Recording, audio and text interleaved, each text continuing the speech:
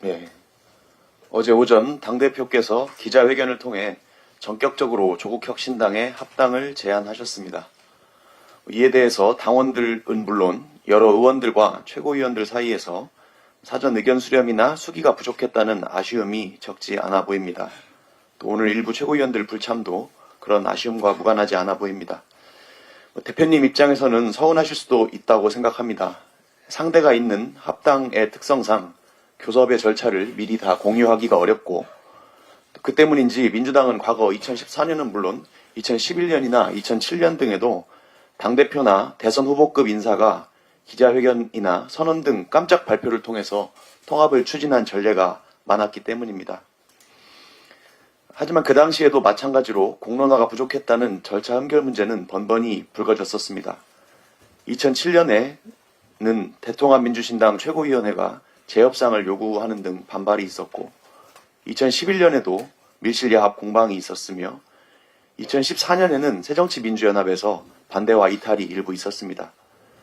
어쩌면 대표님께서는 이런 과정들을 옆에서 계속 지켜보셨기 때문에 이번에도 비판을 예상하고 또 감내할 수밖에 없다는 마음이실지도 모르겠습니다. 그렇지만 지금은 그때와 당원의 규모와 성격이 많이 다릅니다. 2007년이나 2011년에는 당비 납부 당원이 15만 명 안팎이었고 2014년에도 30만 명 정도 수준이었다고 합니다. 그런데 지금 민주당은 권리당원이 150만 명을 넘고 일반 당원은 500만을 넘을 정도로 당원층이 두텁습니다. 그리고 지금은 오프라인뿐만 아니고 온라인을 통해서도 집단 지성이 실시간으로 작동하고 있습니다.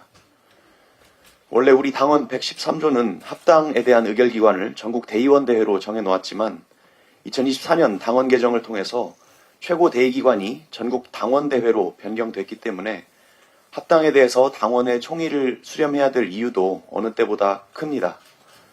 어찌 보면 이번이 수기 과정에서 당원들의 집단 지성을 활용해서 진정한 당원 주권 정당의 면모를 보여줄 절호의 기회인 셈입니다. 사실 당원들 입장에서는 당세나 지지율 그리고 후보 경쟁력 면에서 우리가 압도적인 우위라는 자부심이 있는데 오히려 우리가 먼저 제안을 하고 상대방의 답을 기다려야 하는 시간 자체가 고역이기도 합니다. 여기에 더해서 상대 당은 최고위원들과 숙고했고 당원에게 물어서 결정하겠다는 말을 해버리니 상대적으로 더 소외감을 느낄 수밖에 없는 상황입니다. 조국 대표가 어제 했던 말은 사실 민주당원들이 민주당 대표로부터 먼저 듣고 싶었던 말이었기도 합니다.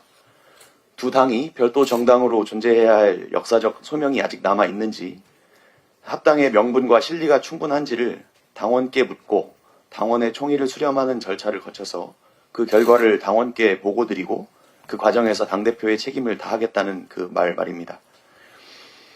지난 2014년을 생각하면 합당 직후에 지방선거를 앞두고 지분공천 논란이 이어지며 비슷한 혼선들이 빚어지지 않을까 걱정하는 시선도 있습니다.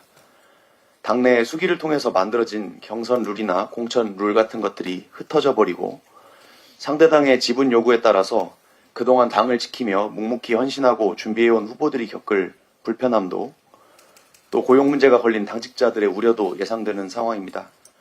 부디 앞으로 이어질 당내 논의 과정에서 절차와 수기라는 민주주의 원칙을 지켜주셔서 당원 주권이 허울뿐인 구호가 아니라는 것을 납득시켜 주실 것을 정중히 요청드립니다. 이상입니다.